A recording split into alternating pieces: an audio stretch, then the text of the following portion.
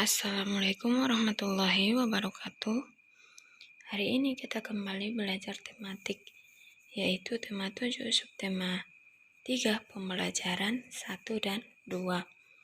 Sebelum kita memulai pelajaran, langkah baiknya marilah kita sama-sama mengucapkan Bismillahirrahmanirrahim. Di pembelajaran 3 ini, atau di subtema 3 ini, pembelajaran 1, kita belajar tentang indahnya persatuan dan kesatuan negeriku.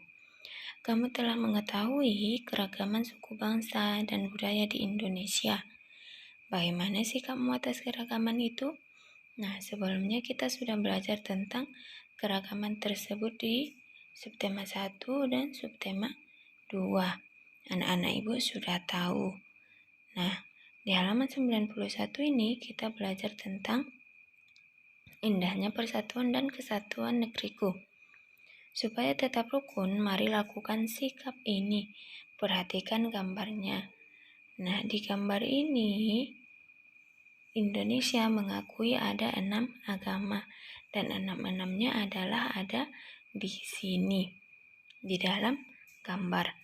Nah, dengarkan biar ibu bacakan ya nak ya. Dan anak-anak ibu bisa membaca halaman 91. Negara Republik Indonesia memiliki keragaman adat, budaya, dan agama. Adat dan budaya setiap daerah unik dan berbeda dari daerah lain. Agama yang dianut penduduk pun beragam. Dengan perbedaan itu, bagaimana kita dapat menjaga kesatuan bangsa? Nah, untuk menjaga kesatuan bangsa dan supaya tetap rukun, mari kita lakukan sikap-sikap berikut. Salah satu sikap yang harus dilakukan yaitu adanya toleransi dan saling menghormati dalam menjalankan ibadah. Salah satu perwujudan toleransi dalam menjalankan ibadah tersebut adalah kita tidak boleh menghina teman yang berbeda agama. Selanjutnya, saat teman kita sedang beribadah, kita tidak boleh mengganggu mereka. Sikap yang lain yang harus dilakukan yaitu menghargai kebudayaan dan dari berbagai daerah di Indonesia. Negara kita kaya akan berbagai kebudayaan daerah. Kita boleh membanggakan kebudayaan daerah sendiri, namun kita juga harus menghargai dan ikut melestarikan kebudayaan daerah lain. Jadi, untuk mempertahankan persatuan dan kesatuan NKRI, bagaimana sikap kita? Kita harus saling menghargai, menghormati, dan menyayangi orang lain meskipun berbeda agama, suku, dan budaya. Sikap itulah yang harus selalu kita tanamkan pada diri kita agar tetap rukun.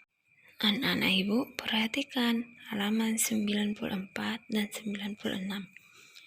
Nah, di sini ada magnet yang berbentuk U dan magnet yang berbentuk batang yang ada A dan B. Nah, di sini di kutubnya ini atau di ujungnya ada U dan ada S. Nah, magnet mempunyai kemampuan menarik benda-benda yang terbuat dari logam seperti paku, peniti, besi, bisalah itu ditarik magnet. Nah, sebuah magnet mempunyai dua ujung berlawanan. Ujung magnet biasa disebut kutub. Dua kutub magnet yang berlawanan itu disebut kutub utara atau U dan kutub selatan atau S. Nah, jika dua buah magnet didekatkan pada kutub yang sama, maka kedua magnet tersebut akan menolak. Sebaliknya, jika dua buah magnet didekatkan pada kutub yang berbeda, kedua magnet tersebut akan tarik-menarik. Interaksi dua buah magnet, misalnya dengan didekatkan, akan menimbulkan gaya-gaya. Gaya itu disebut gaya magnet. Jadi, gaya magnet adalah gaya yang dihasilkan ketika dua magnet atau lebih saling berinteraksi. Gaya magnet dapat dimanfaatkan misalnya dalam pembuatan kompas. Kompas adalah alat penunjuk arah utara dan selatan. Pada kompas terpasang sebuah magnet berbentuk jarum. Jika diletakkan mendatar, jarum kompas akan selalu menunjukkan arah utara dan selatan. Nah, kamu telah mengetahui bahwa jarum kompas selalu menunjukkan arah utara selatan. Gaya magnet dan gaya gravitasi adalah berbeda. Beberapa macam gaya yang kita manfaatkan dalam kehidupan sehari-hari. Apa saja manfaat gaya magnet dan gaya gravitasi dalam kehidupan sehari-hari? Nah, gaya magnet itulah penjelasannya yang Ibu jelaskan tadi. Gaya magnet banyak kita gunakan dalam kehidupan sehari-hari. Gaya magnet digunakan pada berbagai macam alat, mulai dari alat yang sederhana hingga alat yang rumit. Magnet digunakan pada alat-alat seperti yang pertama, ujung gunting untuk memudahkan mengambil jarum jahit. Yang kedua, bel listrik untuk menggerakkan pemukul lonceng. Yang ketiga, papan catur agar bidak catur tidak mudah terguling. Yang keempat, kompas sebagai penunjuk arah utara dan selatan. Kelima, dinamo sepeda dan generator untuk membangkitkan tenaga listrik. Yang terakhir adalah alat untuk mengangkut benda-benda dari besi. Yang kedua adalah gaya gravitasi. Gaya gravitasi bumi sering disebut juga gaya tarik bumi. Manfaat gaya gravitasi antara lain yaitu yang pertama, benda-benda di bumi tidak terlempar ke angkasa luar. Yang kedua, kita dapat berjalan di atas tanah. Yang ketiga, benda-benda di bumi mempunyai berat hingga tidak melayang di udara. Yang keempat, benda-benda jika dijatuhkan dari ketinggian tertentu akan bergerak turun menuju bumi. Misalnya, buah yang jatuh dari pohon. Bola yang dilempar ke atas akan selalu jatuh ke bawah. Gaya gravitasi dimanfaatkan juga dalam olahraga terjun payung dan terbang layang. Nah, yang di halaman 99 adalah buah yang jatuh dari pohon ditunjukkan oleh dari gaya gravitasi bumi. Gaya gravitasi bumi adalah gaya yang disebabkan oleh gaya tarik yang dihasilkan oleh bumi. Gaya gravitasi ini akan menyebabkan semua benda yang berada di permukaan bumi selalu tertarik menuju bumi, artinya jatuh ke bawah. Perhatikan pembelajaran kedua.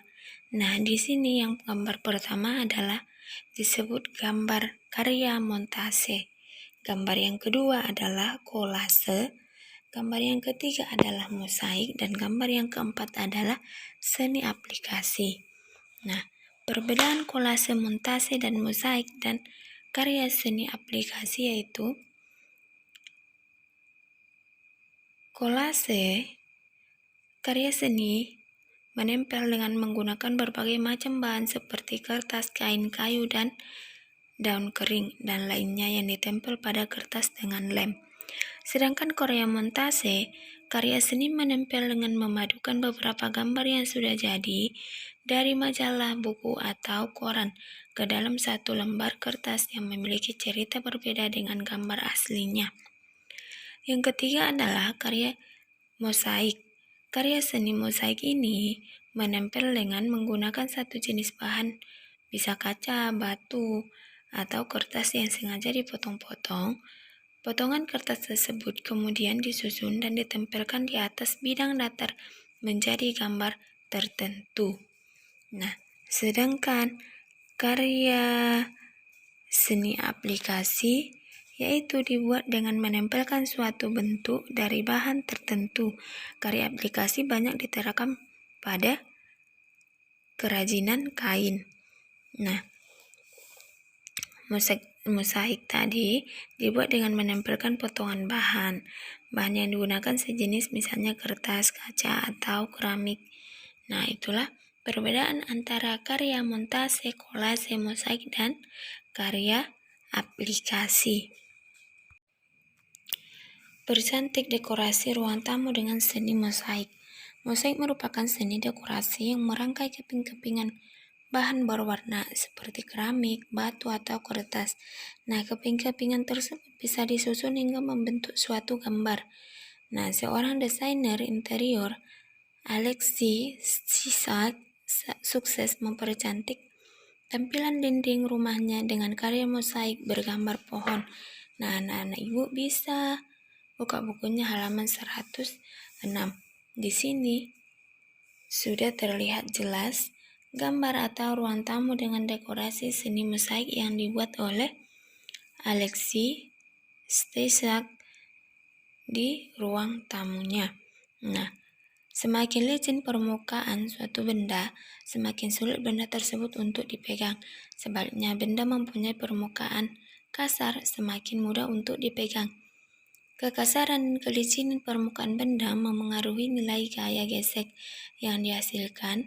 Gaya gesek adalah gaya berlawanan arah yang dihasilkan oleh satu benda ke benda lain, dipengaruhi oleh permukaan benda. Contoh gaya gesek misalnya, gaya gesek antara telapak tangan benda yang dipegang, atau gaya gesek antara telapak kaki dengan lantai saat melangkah. Nah, di sini ada 3 cara gaya gesek. Yang pertama adalah dalam kehidupan sehari-hari kita banyak melakukan kegiatan yang memanfaatkan gaya gesek. Apa saja itu? Yang pertama adalah gaya gesek. Tanpa kita sadari, gaya gesek telah memberikan banyak sekali manfaat dalam kehidupan kita sehari-hari. Manfaat gaya gesek dalam kehidupan sehari-hari yaitu, contohnya yang pertama, adanya gaya gesek antara rem sepeda dengan roda sepeda menyebabkan laju sepeda semakin pelan dan akhirnya berhenti.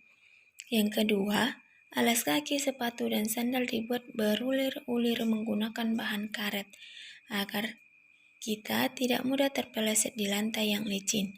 Gaya gesekan antara ampelas dan kayu yang dilakukan oleh tukang kayu dapat menghaluskan kayu. Yang terakhir adalah gaya gesek antara gaji dan kayu saat memotong kayu. Ternyata selain memberi manfaat, gaya gesek juga dapat merugikan. Misalnya, gaya gesek yang terlalu besar pada mesin motor dapat mempercepat kerusakan motor. Oleh karena itu, agar gaya gesek tidak merugikan, maka gaya gesek pada suatu benda dapat diperbesar dan diperkecil. Nah, bagaimana caranya? Yang pertama, cara memperkecil gaya gesek. Memakai pelumas. Pelumas dapat mengurangi gesekan yang terjadi pada mesin hingga mesin tidak cepat rusak. Yang kedua, memperkecil luas permukaan. Gaya gesek dapat diperkecil dengan memperkecil luas permukaan benda. Coba kamu amati benda haluan pesawat terbang.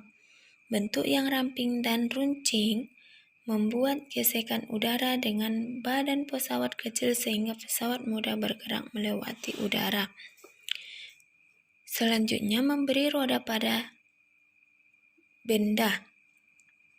Pemberian roda pada bidang sentuh merupakan salah satu upaya untuk memperkecil permukaan yang bersentuhan sehingga gaya gesekan yang terjadi dapat diperkecil. Penggunaan roda ini merupakan salah satu cara untuk memanfaatkan gerakan bergulir sehingga menghindari gaya gesek yang besar. Yang terakhir adalah memperhalus permukaan benda. Permukaan yang halus membuat benda lebih mudah bergerak. Contohnya, jalan beraspal bertujuan untuk memperkecil gesekan antara ban kendaraan dan jalan sehingga kendaraan lebih mudah meluncur. Yang terakhir yaitu cara memperbesar gaya gesek, membuat alur dan corak kasar pada permukaan benda. Coba kamu amati sol sepatu dan ban mobil. Alur yang kasar membuat sol dan ban mempunyai daya cengkram yang kuat sehingga tidak mudah tergelincir meskipun jalan basah dan licin. Yang kedua, melapisi permukaan benda dengan karet. Karet merupakan bahan yang bersifat kesat dan tahan air sehingga karet dapat memperbesar gaya gesek. Beberapa benda yang dilapisi karet untuk memperbesar gaya gesek diantaranya sol sepatu dan kendaraan bermotor dan ban sepeda. Untuk hari ini sampai di sini dulu pembelajaran kita. Wassalamualaikum warahmatullahi wabarakatuh.